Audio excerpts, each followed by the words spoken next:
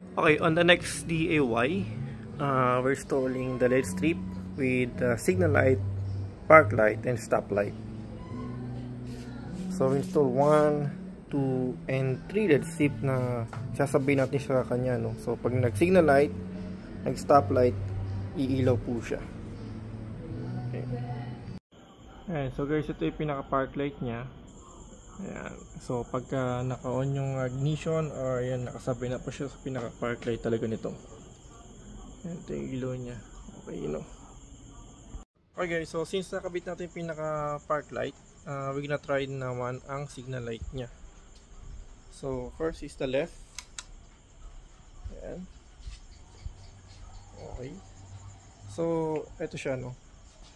Ayan, mas klaro pagka medyo malapitan, pero pag malayo hindi gaano kasi yung nag-reflect sa ating camera. Pero yes, meron po siyang pinaka signal light. So ito naman guys, isang straight yan, supposed to be left and right yan, pero pinagsama ko na sa one side para isa lang naman siya kasi dito eh.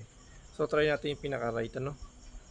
So ito yung left, ano. Ayan. So ito yung ano, may ilaw din dito pagka right siya, pero ngayon wala siyang ilaw kasi pa natin siya i-on. So try natin yung right. Okay, so ito yung right. Yun. Nagbiblink na rin po siya, no? Ayan. Pati ito. Okay, so try natin i-hazard, ano? Ayan, naka-hazard na po siya.